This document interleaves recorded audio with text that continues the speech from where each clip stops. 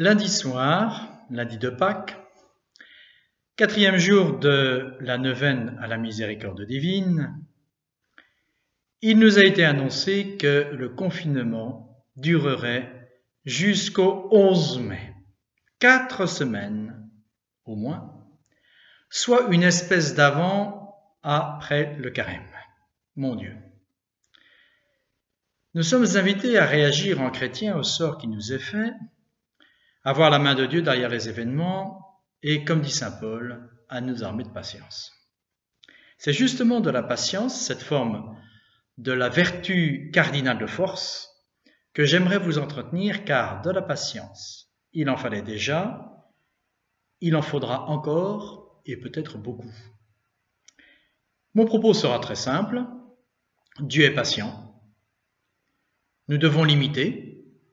Jésus dit en effet, « Soyez parfaits comme votre Père céleste est parfait », ce comme n'établissant pas une égalité, mais nous faisant considérer en Dieu un Père à imiter selon nos moyens et sa grâce. Dieu est patient, nous devons l'imiter et évidemment, conséquence, nous devons pratiquer à notre tour la patience, spécialement en ces temps qui nous y invitent davantage. Mais avant d'entrer dans mon sujet, je me permets 2 préalables. D'abord, vous faire remarquer que si les circonstances actuelles nous invitent à réfléchir à cette vertu de patience, c'est plus largement notre monde contemporain qui nous y invite parce qu'il est malade d'impatience, touché par ce que le Saint-Père, dans son encyclique Laudato Si, avait dénoncé à de multiples reprises, le goût de l'immédiateté. Il est vrai que François soulignait ce travers surtout à propos de l'appât du gain à court terme, mais cette critique vaut pour notre culture ou anticulture contemporaine. C'est tout de suite. Vous voyez par exemple la facilité avec laquelle nous obtenons quantité d'informations en un rien de temps grâce à Internet. C'est immédiat. Savoir si ça assure une vraie culture en profondeur, c'est autre chose. Car il n'est pas impossible d'abord que la mémorisation soit inversement proportionnée à la facilité d'accès à l'information. Et le propre de l'intelligence, en second lieu, ce n'est pas de collecter des informations, c'est l'affaire de la mémoire.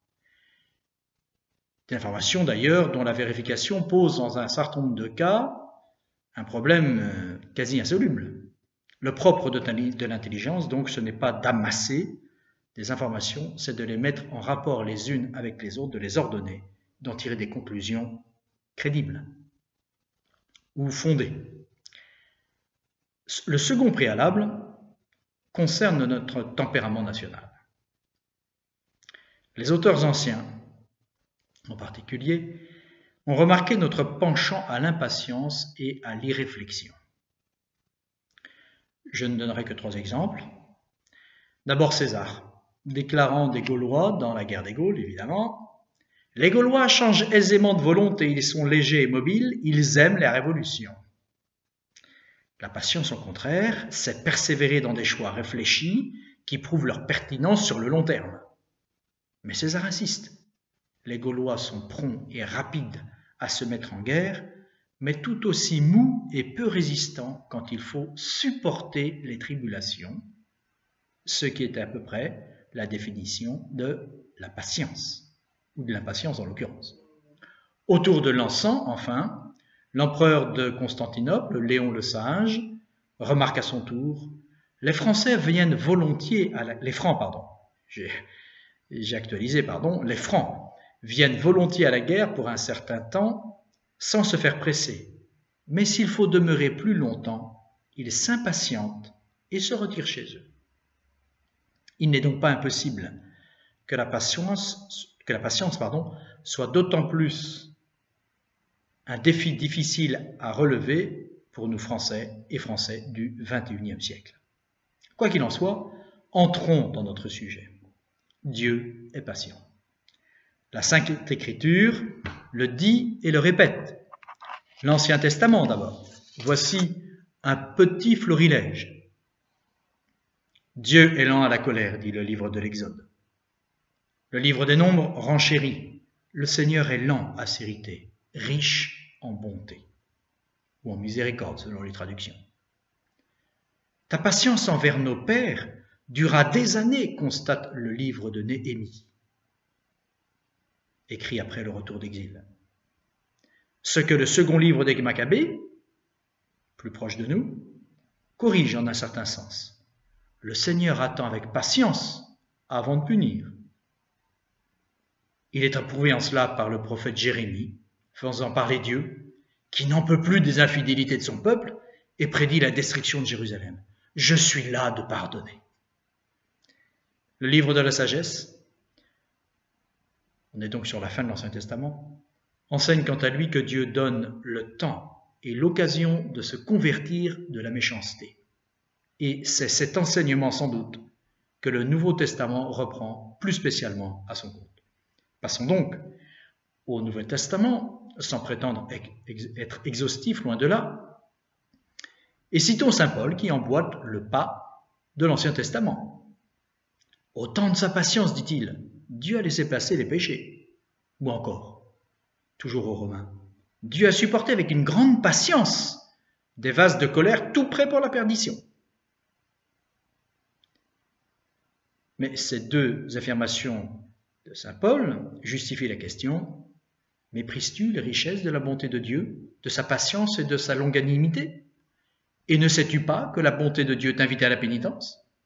Même écho chez saint Pierre, qui, contemplant lui aussi la patience de Dieu, enseigne qu'elle temporisait. Pour saint Pierre, le Seigneur use de patience envers nous. Sa longue patience, dit-il encore, est salutaire.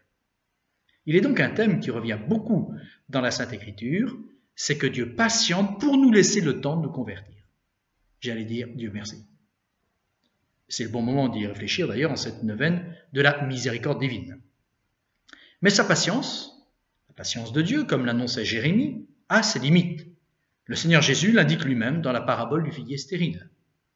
Quelqu'un avait un figuier planté dans sa vigne. Il vint y chercher des fruits et il n'en trouva pas. Et il dit au vigneron: voilà 3 ans que je viens chercher des fruits sur ce figuier et je n'en trouve pas. Coupe-le. Pourquoi aussi rend-il la terre inutile? Il lui répondit: maître, laisse-le encore cette année, jusqu'à ce que j'aie creusé tout autour et mis du fumier, et s'il donnait des fruits à la saison prochaine. Sinon, tu le couperas. Qu'en est-il maintenant de la patience de l'homme, après celle de Dieu? D'abord, évidemment, elle est encouragée par la Sainte Écriture à de multiples reprises. Et parfois de manière assez étonnante. Mieux vaut patience qu'héroïsme, dit le livre des Proverbes. Il faut entendre les choses. L'Ecclésiaste, quant à lui, recommande: attends patiemment les fruits de la sagesse. N'interromps personne au milieu de son discours. Ça peut se vivre en famille, ça. Et menace. Je veux dire, l'Ecclésiaste, après avoir recommandé, il passe aux menaces. Malheur à ceux qui ont perdu patience. Et effectivement, le premier livre de Samuel nous offre une illustration de ce malheur de l'impatience. Il nous montre Samuel intimant à Saül, qui l'a fait roi, l'ordre d'attendre sa venue pendant 7 jours. Pas 28, c'est vrai, je vous le conseille, 7 jours. Mais l'armée de Saül se débande face aux Philistins. Certains se terrent, d'autres passent à l'ennemi même. Alors Saül n'y tient plus. Le 7e jour, avant le coucher du soleil, il offre lui-même le sacrifice. Comme il achevait d'offrir l'holocauste, nous dit l'auteur sacré, voici que Samuel arriva. Et Saül sortit au-devant de lui pour le saluer. Samuel lui dit: qu'as-tu fait? Saül répondit: lorsque j'ai vu que le peuple se dispersait loin de moi, que tu n'arrivais pas au terme fixé, ce qui est faux en l'occurrence, et que les Philistins étaient assemblés, je me suis fait violence et j'ai offert l'holocauste. Samuel dit à Saül: tu as agi en insensé. Tu n'as pas observé le commandement que le Seigneur ton Dieu t'avait donné. Car le Seigneur aurait affermi pour toujours ton règne sur Israël. Mais maintenant, ton règne ne subsistera pas. Le Seigneur s'est cherché un homme selon son cœur, et le Seigneur l'a destiné à être le chef de son peuple, parce que tu n'as pas observé ce que le Seigneur t'avait ordonné. L'impatience de Saül, c'est une première leçon. l'incline à s'attribuer un rôle qu'il n'a pas. Il offre le sacrifice. Il usurpe une fonction sacerdotale. L'impatience de Saül, c'est une seconde leçon, a des conséquences historiques. La royauté ne passera pas à son fils, mais à un autre, à savoir David. Patience, la suite est pour demain.